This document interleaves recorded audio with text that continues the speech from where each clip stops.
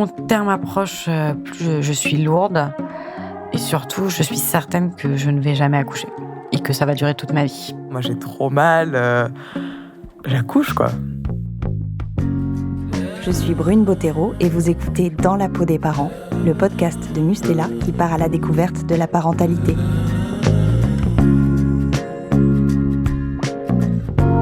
Dans ce 6e et dernier épisode, des fausses joies, des aiguilles, de la lumière rose, des bébés.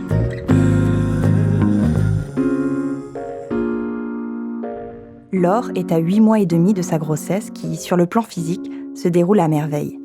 Elle prépare les fêtes avec Élodie, sa compagne, et les 2 aînées d'Élodie, Alice et Louise. Donc le sapin est mis, on est, le week-end du 5 décembre, toujours pas de contraction. Un soir, là, tout d'un coup, je ressens des contractions, des tensions au niveau du ventre. Je m'inquiète un peu. Après, voilà, les TP d'accouchement m'avaient dit qu'il fallait que ce soit régulier, donc ça ne l'était pas. Lorsqu'elles partiront à la maternité, Laure et Élodie doivent trouver quelqu'un pour garder Alice et Louise. Donc on appelle notre copain JC à côté, qui est tout à fait disposé à venir. Mais quand même, c'est pas hyper régulier, donc je calme le jeu auprès d'Élo, je respire beaucoup profondément, et ça se calme au fur et à mesure, donc ça se calme vers 11h. On va se coucher. Clara aussi est en fin de grossesse. Elle et son amoureux Simon attendent impatiemment l'arrivée de leur petit garçon. Il reste 2 semaines avant le terme prévu. Le 2 juillet, je bois un jus de pomme en café en bas de chez moi avec Simon. Et je me sens un peu plus en forme, un peu plus punchy, un peu mieux. Donc ça, je passe 2 jours un peu bien. Et le 3 au soir, on va boire des coups. Enfin, je vais boire des coups. Je bois de Perrier, sûrement. Je suis vraiment fatiguée ce soir-là. Je demande qu'on prenne un taxi. Et je me couche fatiguée, mais bien. Simon a un peu bu. On se couche bien. Et je me réveille à 3h du matin. Je regarde le réveil. J'ai envie de faire pipi. Et je m'assois là, dans le lit. Et je vois que j'ai mouillé au niveau de ma place. Et je me dis, mais c'est vraiment la déchéance totale. Je fais pipi au lit. Et je me lève, énorme, en me disant, allez, je descends aux toilettes. Et là, je vois sur le sol que j'ai quand même une petite flaque. Et je me dis, peut-être j'ai perdu les os, peut-être, quand même, c'est un peu bizarre. Et je réveille Simon. Je lui dis, Simon, je crois que j'ai perdu les os. Il regarde le matelas, il me dit, mais non, c'est du pipi, là, regarde sur le matelas. Je dis, non, mais regarde par terre. Il me dit, ah oui, quand même. Ah oui, bon, on va se lever. On se lève. Et comme j'ai jamais perdu les os de ma vie, je suppose que c'est ça, mais évidemment que c'est ça, en fait. Et on descend, et moi, je suis détente, j'ai pas du tout de contraction, je suis bien. Et je dis, bon, je vais prendre une douche. Hein. Bon. Avant de partir, il est 4h du matin, donc bon, je vais vers la salle de bain. Et Simon me rattrape et il me dit, Clara, je dis, oui. Il me dit, on va avoir un enfant. Je fais, ah oui, c'est vrai, on va avoir un enfant. Et on se regarde comme ça, et on va avoir un enfant, et c'est hyper joyeux comme moment parce que... Et en même temps, je suis un peu à côté parce que je suis quand même fatiguée, un peu, je sens que ça va être compliqué comme journée, et un peu long. Et en même temps, on va, ça y est, on va avoir un enfant. Pendant ce temps-là, Marion attend dans sa nouvelle vie madrilène. Mon terme est donc le 30 septembre. Et le 30 septembre, il ne se passe absolument rien. Le 2 octobre, je n'ai pas un seul signe qui peut me laisser penser que l'accouchement approche, en fait. Ou que l'accouchement commence, même. Et il ne se passe rien. Vraiment rien. Je suis désespérée. Je n'en peux plus. Je cours. Je cours dans la rue, je monte les escaliers en courant. On habite au 5e étage. Je profite de chaque occasion pour descendre faire une course. Moi qui étais complètement léthargique encore une semaine avant, je grimpe les escaliers, je marche dans la ville, je saute. On dit que le mouvement peut aider le travail à se déclencher. Garder un corps actif pour que le bébé appuie sur le col de l'utérus. Mais pour Marion, ça ne fonctionne pas. Le jour de mon terme, je prends rendez-vous avec une sage-femme et je lui demande conseil pour provoquer quelque chose. Donc, elle me conseille des tisanes. Et elle me dit aussi qu'on prend rendez-vous pour une séance d'acupuncture le 3 octobre, donc 3 jours après mon terme. pour, si jamais il s'est rien passé, pour essayer de déclencher ça avec l'acupuncture. Du coup, le soir du 2, je me couche en ayant espoir sur ma séance d'acupuncture le lendemain. Et juste avant de m'endormir, je commence à avoir cette fameuse douleur de règles qui est censée donc être annonciatrice dans le début de travail. Donc, je réveille Maxime qui s'était endormi. Je lui dis, je crois que ça commence. Il me dit, t'as mal? Je dis, ouais, grave, j'ai mal. Mais Marion se couche normalement. Donc, le lendemain matin, je pars quand même au rendez-vous avec ma sage-femme pour faire cette séance d'acupuncture. Donc, elle décide de m'examiner le col et elle me dit que, en fait, je suis dilatée à 1, sachant donc qu'il faut aller jusqu'à 10, et que le col s'est effacé. Il n'est pas encore complètement ramolli, mais elle me dit le travail a commencé, donc on touche pas. Elle décide de pas me faire de séance en me disant que ça risquerait de perturber le travail et que en fait tout s'est mis en route naturellement et qu'il n'y a pas besoin de coup de pouce. Et elle me dit d'aller marcher. Il est 10h du mat. Elle me dit ce soir à 17h tu auras ton bébé. Tu marches et ça va se déclencher et c'est la fin de journée, ce sera bon. Du coup, je suis hyper excitée, j'appelle Maxime, on se rejoint. Donc, on va au Retiro, qui est ce qu'on appelle le poumon vert de Madrid. C'est un grand parc immense, ombragé. Enfin, c'était parfait pour cette journée de marche qui nous attendait. Et ma sœur nous rejoint. Et là, on a commencé à faire des tours du Retiro. 1, 2, 3, ce qui fait quand même pas mal de kilomètres. Après une nuit un peu agitée, mais pendant laquelle elle a tout de même trouvé le sommeil, Laure se réveille. Les douleurs s'intensifient. Et vers 6h du mat, là, ça repart. Donc, je m'extirpe un peu du lit où on était avec Hello. Je me dis, il est 6h. Les filles, elles se lèvent à 7h15 d'habitude. Donc, voilà, je descends. Je vais me poser sur le canapé. Je vais gérer ça. Là, je sors ma petite appli de contraction. Et puis, ça commence à devenir quand même sacrément régulier. Mais vraiment, j'ai dans la tête à ce moment-là, je ne peux pas les réveiller. C'est trop tôt, là. Voilà, l'école, c'est pas avant cette heure-là. De toute façon, on pourrait appeler personne. Donc, vraiment, je me dis, je vais gérer le truc, quoi. Les contractions peuvent survenir en fin de grossesse, même lorsque l'accouchement n'est pas imminent. Ce n'est que lorsqu'elles sont régulières et rapprochées qu'elles sont le signe d'un travail qui commence et donc d'une naissance qui arrive. Pendant 1h15, je contraction hyper régulière, à serrer les dents, à serrer les dents, à serrer les dents. Et arrive 7h15, et là, j'ose aller réveiller Hello. Et alors, je me fais incendier. Mais pourquoi tu m'as pas réveillée? Pourquoi tu m'as pas réveillée? Elle saute sur son téléphone, elle appelle notre copain JC, qui arrive exactement 4 minutes plus tard. Les filles n'étaient pas encore tout à fait réveillées.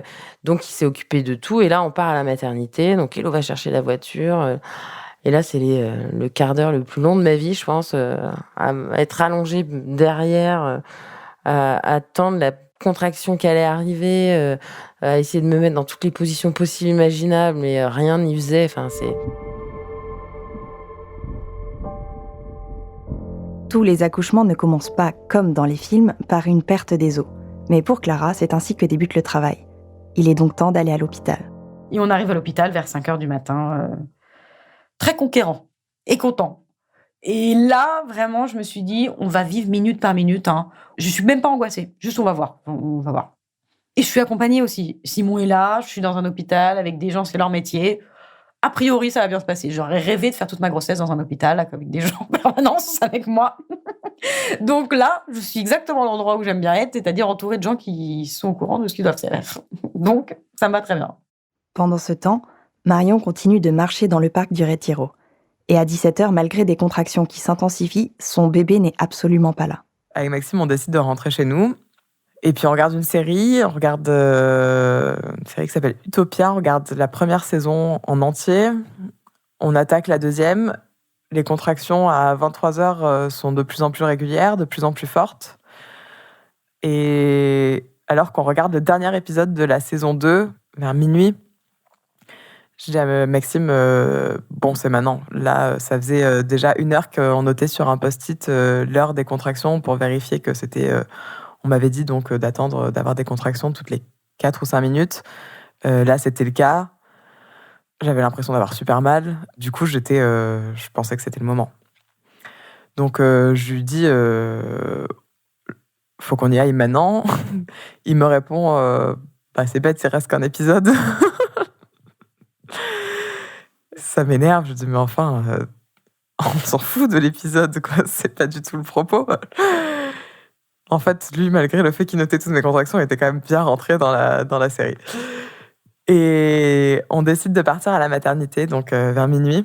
Et en fait, la sage-femme m'examine le col et elle me dit vous êtes à 2 et demi. Pour qu'on prenne, il faut être à 3. Clara, elle, a été reçue à la maternité, mais son col est encore moins dilaté que celui de Marion. On m'ausculte, on me dit « Ouh là là, vous êtes à 0,5 », autant dire à rien. Donc, je suis en salle de pré-travail, on appelle ça. Apparemment, c'est un jour où il y a énormément de monde. On est le 4 juillet. Moi, j'ai pas l'impression qu'il y ait du monde, pas du tout cette sensation. J'ai l'impression qu'on s'occupe super bien de moi. Et comme il y a beaucoup de monde ce jour-là, en fait, on monte dans ma chambre, dans ma future chambre. Et donc, je passe de 9h du matin à 13h dans ma future chambre. Et là, j'ai mal. À partir de 9h du matin jusqu'à 13h, j'ai mal. J'ai vraiment mal. Mais vraiment mal. Et en fait, je ne peux pas retranscrire la douleur que j'ai, mes contractions. Parce que quand on se brûle, on sait ce que ça fait. Ou quand on se pince les doigts dans une porte, on connaît la sensation. Les contractions, c'est des règles douloureuses, très douloureuses. Non, c'est faux, c'est pire que ça. Ça fait très mal. Laure, elle aussi, commence à beaucoup souffrir. Elle est avec Élodie dans la voiture, en route pour la maternité. Qu'est-ce que ça fait mal quand même, ces contractions. Et surtout pour quelqu'un qui est un peu physique comme moi, tout d'un coup, tu te sens... tes jambes te portent plus, c'est dur, quoi. Laure et la douleur, c'est quand même super dur. Elle a du mal à gérer elle est tellement mauvaise quand elle a mal, faut pas être à côté, quoi. Je dis non, faut garer la voiture. Donc on gare la voiture. Évidemment pas à côté de la maternité. Donc là, on a encore 100 mètres à faire où les jambes, je perds mes jambes en fait. Voilà, sur la contraction qui arrive, je m'effondre. Quelqu'un qui essaye de venir pour nous aider, que j'envoie complètement paître, parce que je sais pas, c'est tellement... voilà, il fallait qu'on y arrive, quoi. Et puis on allait y arriver toutes les deux et ça allait être très bien. Vivre l'accouchement du point de vue de celui qui a pas mal, ça fait encore plus peur que de celui qui accouche. Donc j'étais hyper paniquée à me dire, bon, on était à 5 minutes de la maternité, tout ça, tout va bien. Mais de me dire, elle va accoucher dans la rue. À un moment donné, quand on arrive à la mater, elle se plie, elle avait des contractions hyper rapprochées. Je me dis, on va accoucher là, quoi. On va accoucher dans les 100 mètres qui nous attendent de la maternité. Marion ne dilatant pas, on la renvoie chez elle et on lui explique que c'est peut-être un faux travail, simplement l'utérus qui se prépare et non les premiers signes de l'accouchement. Elle rentre se coucher, passe une nuit douloureuse et le lendemain matin, elle repart à la maternité. Elle a pris un rendez-vous pour vérifier que le bébé va bien, puisque le terme est passé. Je réveille Maxime, je lui dis que faut qu'on se prépare, qu'il faut quand même qu'on aille à la maternité, que j'ai eu des contractions toute la nuit, mais que... Enfin, à ce moment-là, j'ai plus aucun espoir d'accoucher. Pendant que Marion et Maxime partent pour la maternité, la douleur se fait de plus en plus intense pour Clara aussi. Et là, je ne peux pas m'asseoir. Moi, j'ai besoin d'être debout tout le temps. Donc, je suis debout, je marche. Et à un moment, je me mets dans la douche et Simon me verse de l'eau tiède dans le bas des reins. C'est le seul truc qui me fait un peu du bien entre toutes les contractions qui s'accélèrent, qui sont tout le temps là, en fait, tout le temps présentes. Et de toute façon, à un moment, j'ai une pensée. Parce que je parle très peu, je ne peux pas parler. La dernière chose que je dis à Simon, c'est « Je sais pas comment ta mémé a fait ça 10 fois. » Voilà. Un des derniers trucs que je me souviens avoir dit. Et quand je suis dans la douche, à un moment, j'ai cette pensée de toute façon, je vais rester là toute ma vie. Je ne bougerai plus jamais. Je reste là, j'ai mal, je m'en fous, je bouge pas. Laure et Élodie ont réussi à atteindre la maternité. On nous installe dans une chambre. Et donc, premier petit test pour savoir où on en était. Et donc, la sage-femme me regarde et me dit beau boulot, là, vous en êtes déjà à 5, quoi. Donc, en fait, ça faisait 1h30, 1h30, 2h que le travail avait bien commencé. La péridurale se pose en général quand la dilatation du col de l'utérus est entre 3 et 6 cm. Suivant les maternités, le protocole n'est pas toujours le même. Et donc, les choses se sont enchaînées assez rapidement parce que, à 6, t'as plus de péridurale, donc il fallait que ça arrive maintenant. Pas de peau, changement de garde, je sais pas quoi, donc le mec a mis une plombe à venir. Mais le fait est quand il est arrivé, ça a pu être mis en place. Le travail de Clara continue. On appelle la sage-femme qui arrive. Je suis à 3 centimètres et elle me dit « Vous avez mérité votre péridurale. » Oui, merci. Et oui, et je n'enfanterai pas dans la douleur. Oui, merci. C'est ce que j'étais en train de commencer à faire. Donc, je suis très contente qu'on m'annonce la péridurale. Très contente, mais ce qui m'angoisse, c'est pas la péridurale ou l'aiguille, ça pas du tout. Mais alors, tout ce qui va se passer avant, que je sois soulagée. Donc, voilà. Et je vais difficilement jusqu'à ma future salle d'accouchement. Marion arrive à la maternité pour son monitoring. Le monitoring, c'est un examen qui permet de surveiller le cœur du bébé grâce à un petit appareil fixé avec des élastiques sur le ventre de la mère. Et du coup, je m'allonge de façon très docile. On m'installe le monito et on me dit de plus bouger pendant 40 minutes, quoi. Et là, c'est horrible parce que déjà, en bougeant, j'ai du mal à gérer la douleur, mais allongée, j'ai les larmes qui coulent toutes seules. Je sais plus comment me mettre pour gérer ça.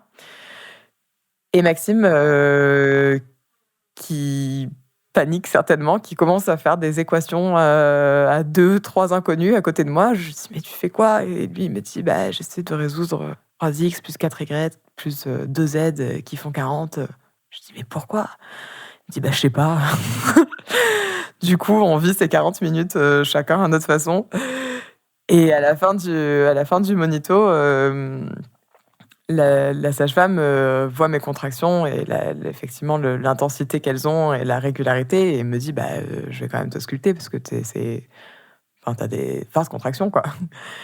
Et du coup on va dans une autre pièce, elle m'allonge et là elle regarde mon col et elle me dit mais t'es à 7 cm de dilatation, tu es en train d'accoucher en fait. Pourquoi tu l'as pas dit?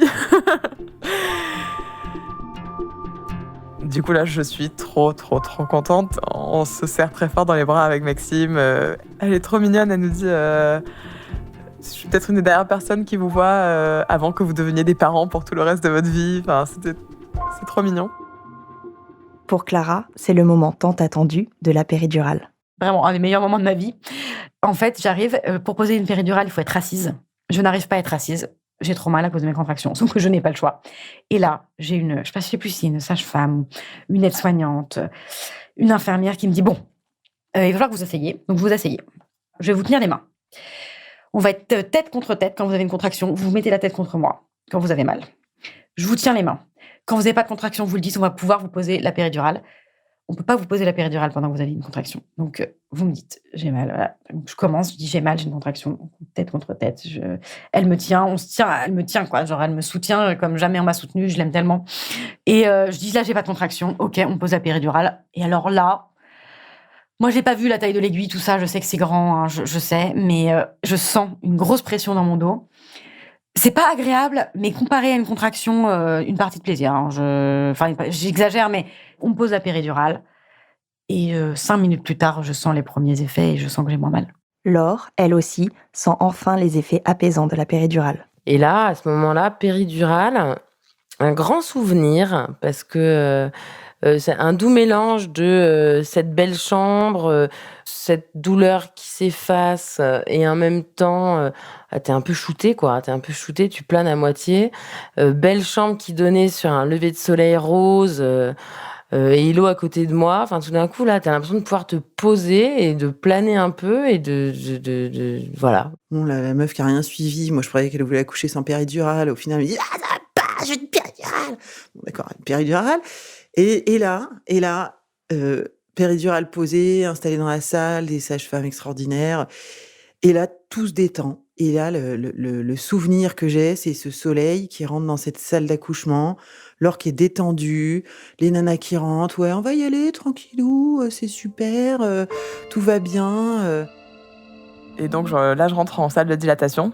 La sage-femme qui m'avait auscultée m'avait dit même pas la peine de penser à une péridurale, vous avez fait le plus dur.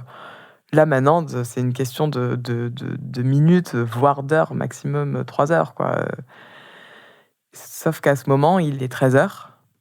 Et en fait, jusqu'à 17h, je dilate plus. Les contractions continuent. C'est de plus en plus intense. La douleur est de plus en plus difficile à gérer. Maxime fait tout ce qu'il peut pour essayer de m'accompagner. Il me raconte des histoires de notre voyage au Pérou, de quand on avait 18 ans. Il me raconte des blagues. Il me masse. Et donc on attend, Marion qui souffle. On avait préparé toute une playlist de musique pour se détendre. Donc on met la musique. Il y avait beaucoup de salsa, parce que je lui avais dit, pendant que tu seras en travail, ça t'aidera peut-être de danser un peu avec moi sur ta boule. Ça te changera les idées et en même temps peut-être ça t'aidera, quoi. Et c'est effectivement ce qui s'est passé. On a très vite dansé la salsa dans la salle de travail pour l'aider à dilater. Ça a fonctionné.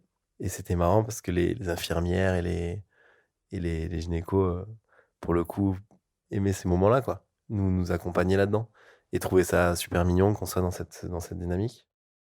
Et moi, j'ai mal, mais je suis dans un tel état de bonheur. Je me dis que je l'ai jamais autant aimé et que là, je fais que lui dire mais jamais j'aurais pu faire un enfant avec quelqu'un d'autre que toi. Enfin, je pensais pas que ça faisait aussi mal. Et pour accepter cette douleur et pour la vivre avec autant de bonheur, il n'y a qu'avec toi que je pouvais faire un enfant. Sauf que je ne dilate plus, quoi. Donc à 17h, il y a une sage-femme qui rentre dans la salle et qui me propose de percer la poche des os. Elle me perce la poche des os pour permettre au bébé en fait de venir appuyer sa tête contre le col, pour ne plus avoir cet espace à queue qui fait que finalement, si la tête ne pousse pas, le col ne dilate plus. Ça fonctionne bien, puisque suite à ça, je recommence mon col s'ouvre. Le col de Marion continue de se dilater sous la surveillance de sa sage-femme. Et Marion commence à changer d'avis sur la péridurale dont elle ne voulait pas initialement. Effectivement, là, j'étais passée à 8. Il est 18h et j'ai super mal. À chaque contraction qui arrive, je me dis que ça fait, je vais devoir utiliser mes dernières ressources. Et ça me va pas, en fait, de pas en garder pour la pousser et puis pour rencontrer mon bébé. Du coup, je commence à parler à Maxime de mettre la péridurale en lui disant que j'en peux plus et que, en fait, je suis en train de devenir complètement passive, en fait. Je les subis, ces contractions, je subis ce qui se passe et je n'en peux plus, en fait. La sage-femme Mercedes qui nous accompagnait, elle essaie de m'encourager à pas la mettre. Maxime, pareil. Ils me disent que ça arrive, il reste plus beaucoup de temps et en même temps, chaque minute me paraît une éternité. J'ai l'impression qu'on n'est plus sur le même repère de temps. Donc je leur dis à chacun qu'ils sont bien gentils avec leur théorie, mais qu'il va falloir mettre la péridurale. Au dernier examen, j'étais dilatée à 9, 9,5, enfin c'était vraiment la fin. Elle me demande une dernière fois si je suis sûre que je veux la péri. Je lui dis que je veux la péri immédiatement et que je veux plus qu'on en discute. Du coup, là, elle appelle une équipe d'anesthésistes pour venir me poser la péridurale. Et quand ils s'en vont, la péridurale commence à faire son effet et je m'endors immédiatement. Juste après la pause, je tombe d'épuisement, en fait. Et là, Maxime me réveille en disant que c'est pas du tout le moment où je peux m'endormir. Et quand la sage-femme revient, elle me dit que donc je suis à 10, que j'ai dilaté en entier et qu'elle voit la tête. Elle demande à Maxime s'il veut voir. Et on s'était mis d'accord auparavant avec lui qu'il regarderait pas. Moi, j'étais un peu... j'avais pas envie qu'après, quand on fasse l'amour, qu'il pense au moment où j'accouchais. Du coup, là, il me regarde d'un regard un peu suppliant, genre « j'ai trop envie de regarder, s'il te plaît, je te promets, ça va pas me traumatiser ». Et du coup, je lui dis « bon, bah, vas-y, regarde ». Puis la sage-femme nous dit que s'il y a bien un moment où il faut regarder, c'est là, parce qu'il n'y a pas de sang, il n'y a rien, enfin, c'est clean, on voit juste le crâne, quoi. Et du coup, Maxime, il regarde...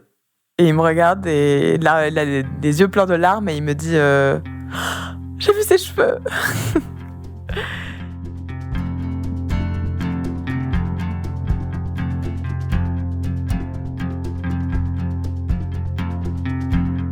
Laure se sent bien.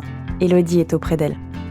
Je suis contente que la douleur s'en aille, parce que c'est dur d'accompagner quelqu'un qui souffre.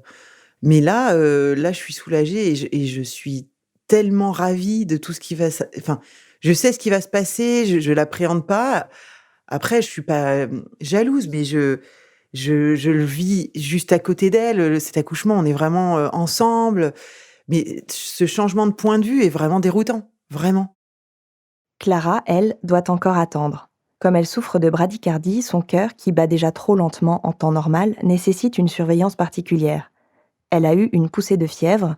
Le médecin lui a administré un médicament pour que ça se calme, et elle est aussi sous péridurale. Je suis à 10 centimètres et on m'explique que je vais rester encore comme ça quelque temps parce qu'il faut que le bébé soit le plus bas dans le bassin possible pour que je fasse le moins d'efforts possible, moi, au moment de la poussée. Je reste 3 heures à 10 centimètres. Donc c'est long. Mais je le subis pas, hein, parce que je suis un peu à l'ouest, donc c'est long, mais je le subis pas et c'est vraiment pour qu'il descende au maximum. Clara a été prévenue. Si le bébé ne sort pas tout de suite, ils le feront sortir par ventouse pour la préserver de trop d'efforts. Il est 20h10, la sage-femme me dit: «On attend encore un peu». Tout le monde arrive un peu en panique, s'harnache, le cœur du bébé a ralenti, donc c'est maintenant, quoi. C'est tout de suite là, la médecin, s'harnache, tout le monde s'habille et on m'explique, voilà, elle me dit que comment il va falloir que je pousse. J'ai l'impression d'avoir compris et on attend la contraction. J'attends, que la contraction arrive, je sens très bien qu'il y a une contraction et là, on me dit de pousser et je pousse, 6 fois. Il est bien descendu. La médecin me dit, «Je vais prendre la ventouse». Elle propose à la sage-femme de manipuler la ventouse, ce qui est sympa. Je sais, mais c'est bizarre de dire ça, mais je me souviens l'avoir pensé, me dire: «Oh, sympa». Et là, il sort très, très vite et Simon, lui, voit très bien parce que, il a voulu tout voir même, 1/2 heure avant que notre fils sorte, il avait déjà vu à l'intérieur de moi, il avait regardé parce que la médecin lui a proposé. Donc il avait regardé et là, quand il est sorti, pareil, il regardait, à côté de moi. Il était pas face, hein, mais il a très bien vu sortir notre fils, de mon vagin et c'est très rapide, en fait. Moi, ça a duré, peut-être un petit quart d'heure, vraiment la poussée et la sortie, par ventouse, donc c'était très, très rapide. J'ai la sensation vraiment que, un meuble sort de moi, quoi. Enfin, un petit meuble, mais un meuble, quoi. J'ai genre vraiment un truc énorme qui sort, quoi. Genre vraiment une sensation d'un truc énorme qui sort et c'était gros quand même, ça faisait 3,7 kg, hein. C'était un bon petit coco, quoi. On dit son prénom un peu avant sa naissance parce que une des sages-femmes nous demande comment il va s'appeler. Donc il va s'appeler Joachim et c'est marrant parce qu'on n'avait pas du tout d'idée de surnom et le surnom Jojo, qui est pas le plus beau surnom du monde, hein, mais c'est comme ça, il s'appelle Joachim. C'est venu, tout de suite, en fait, c'est venu, naturellement et c'est devenu, Jojo, quoi, le petit Jojo, c'était notre Jojo, quoi. Laure en est aux dernières poussées. Et là, je dis à Hello, mais on sait toujours pas on sait toujours pas comment on va l'appeler, notre bébé. Faudrait peut-être qu'on se décide sur un moment de lucidité entre 2 sessions de poussée. Et donc, elle l'a un peu paniqué, elle, parce que je pense qu'elle s'attendait pas du tout à ça. Et en même temps, la panique de se dire qu'on allait avoir un enfant qui avait pas de nom, hein. Et là, je la regarde, je dis: «Écoute, c'est pas compliqué, si elle a des cheveux, ça sera Ninon, qui était le prénom que moi j'avais choisi. Si elle en a pas, ça sera Manon, qui était le prénom qu'Hello aurait peut-être préféré». Mercedes, la sage-femme, nous dit cette fameuse phrase, moi qui ne comprenais vraiment pas grand-chose en espagnol, là, elle m'a dit «Vamos a empujar». On va aller pousser. Et celle-là, je l'ai gardée en tête et je l'ai comprise. Il n'a pas fallu de traducteur.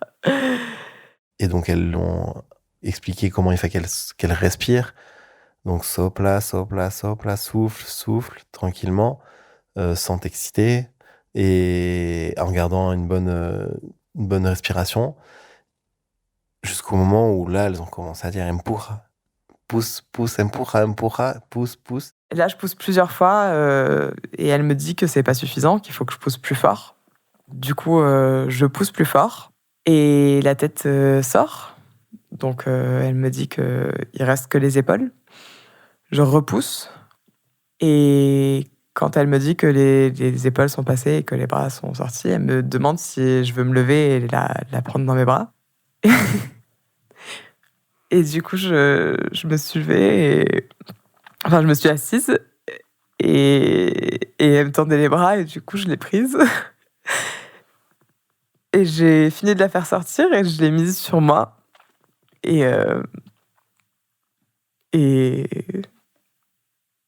je l'aimais trop. Et elle a pas pleuré. Peut-être parce on s'était donné du mal pour qu'il y ait le minimum de violence possible dans cet instant hyper chamboulant pour un nouveau-né. Et du coup, je l'ai mise sur moi et elle est restée 2 heures collée à moi. Moi, j'ai tendu la tête et j'ai vu notre enfant. C'était magique. Donc on continue, on se remet à pousser. Et là, la sage-femme qui dit ça y est, on voit la tête, elle a des cheveux. Et là, moi, j'explose de rire une fois. Donc je dis bon, bah, ça sera Ninon. Et j'explose de rire une deuxième fois. Et là, Ninon est sorti. Donc sorti sur un éclat de rire lors de cet accouchement de ce petit bébé qui s'appellera justement Ninon. Mais voilà, un bébé qui est né sur un éclat de rire, une contraction abdominale de rigolade. Voilà, je me suis dit que c'était un bon début pour elle. Voilà. Ils sont parents désormais. Maxime et Marion, Clara et Simon, Élodie et Laure. Leur enfant est une personne extérieure, à part entière, comme le dit Clara. J'étais contente de ne plus être enceinte, qu'elles soient 2 personnes séparées et que quelque chose, quelque part, ça m'appartenait plus, quoi. Lui, il m'appartient pas et ce que j'allais faire ou pas faire pendant ma grossesse n'avait plus d'incidence, en tout cas, je parle physique ou médicale sur lui. Mais j'ai pas une vague d'émotions auxquelles je m'attendais. Je vois qu'il pleure tout de suite, donc pas d'angoisse de est-ce qu'il pleure pas, il pleure, il sort, je vois vaguement sa tête et là on me le pose sur mon ventre et là je ne vois plus rien puisqu'il est sur mon ventre et que du coup moi je dois baisser la tête, faire un torticolis pour essayer de voir mon fils que je vois pas très bien mais je suis hyper heureuse qu'il soit sur moi. J'essaye de le regarder et je dis à Simon c'est notre fils et je suis très, très émue, mais je suis très émue et très, très fatiguée aussi. Et je réalise pas réellement. Je suis très fatiguée la sage-femme me dit: «Mais vous le voyez pas?» Je lui dis: «Bah non, pas trop». Elle me dit: «Mais attendez» et elle le porte devant moi pour que je puisse le voir un peu et je me dis: «Oh, il est pas mal». Je le trouve mignon, ce petit coco. Ninon est née et Laure la tient tout contre elle. Donc on m'a posé Ninon sur le ventre là et tout d'un coup cette petite chose violette et un peu jaune à la fois avec une tête un peu en forme d'ogive là qui ouvre les yeux et puis qui grimpe jusqu'à ton nichon. C'est juste impressionnant. Tu te demandes comment c'est possible, hein, ce petit instinct animal là. Et très rapidement, qui reprend des couleurs, qui reprend une tête avec une forme tout à fait normale et qui te regarde, quoi. Voilà. Donc Ninon est arrivée comme ça, c'était superbe. Ninon. Ah, Ninon, quand je la vois la première fois, j'ai hyper peur. Elle a une tête toute déformée. Mais en fait, je pense que c'est tout le temps comme ça. Mais comme moi, d'habitude, je la voyais pas si tôt. Tu vois, là, je la vois sortir, pointer sa tête et avoir cette tête toute bizarre, quoi. C'est la panique un peu de me dire: «Oh là là, j'espère qu'elle va pas garder cette tête horrible, avec tout son crâne déformé là». Bon, en même temps, en 10 secondes, tout revient normal et là, je la vois posée, sur le sein de Laure, ce moment hyper émouvant de chacune de mes filles, qui grimpent là comme ça vers la mer, c'est tellement d'émotions, et tout est beau, les gens sont là, toujours le soleil, toujours enfin, on aurait dit un accouchement de cinéma, quoi. On se retrouve toutes les 3 et à ce moment-là, bon, bah, voilà, c'est parti, quoi. L'aventure commence, mais doux premier moment, très doux premier moment parce que, bah, finalement une grossesse, qui s'est bien passée, un accouchement, qui a duré, je sais pas 3 heures et demie, et dans des super, jolies conditions, voilà, en confiance, toujours. Maxime rencontre sa fille. Maxime, il a sa tête juste en face de la sienne. Et moi, je la sens, mais je la vois pas. Et lui, il la regarde et il me dit oh là là, elle est trop belle, elle est trop belle. Et là, elle le regarde avec des grands yeux. Et il se quitte pas des yeux pendant 2 heures. C'est comme un coup de foudre. C'est un coup de foudre de mon enfant avec moi, quoi. C'est une rencontre magique. Et je suis un peu privilégié parce que moi, j'y ai accès en premier à cette rencontre. Marion a une rencontre tactile avec l'enfant, mais elle n'a pas encore eu cette rencontre visuelle. Et c'est quelque chose que je peux lui décrire aussi, donc c'est trop bien. On a choisi le prénom de notre fille à peu près au 4e mois de grossesse. On a eu un flash et on l'a acté donc assez tôt. Et quand elle est sortie et quand on l'a vue et pendant tout ce moment où Maxime la regarde et il observe chaque détail d'elle, il me dit qu'on a bien fait de choisir Kali. Et toute seule, elle a été chercher le sein. Elle a rampé comme un petit asticot jusqu'au sein. C'est un peu fascinant parce que moi, je savais pas qu'un nouveau-né comme ça, il savait faire ça. Et là, elle prend le sein et elle commence à téter. Et elle tète. Et elle tète. Et elle tète. Elle arrête pas de téter. Pendant ces 2 heures, donc, elle pleure pas. En fait, un bébé qui sort et qui va bien, il n'est pas obligé de crier. Mais je pensais quand même que sur les 2 heures qui allaient suivre, il y aurait un cri, un pleur. Et en fait, le premier pleur qu'elle a fait, c'est quand Maxime est sorti de la pièce, qu'il a été annoncé donc à notre famille qui était là, que Kali était née. Dès qu'il a fermé la porte, Kali s'est mise à pleurer. C'était des petits pleurs tout mignons, mais c'était les premiers.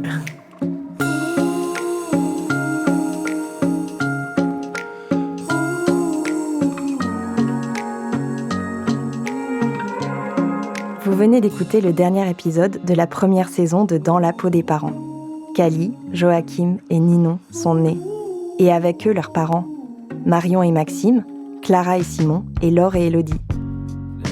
C'est la fin d'une aventure, mais le début d'une autre.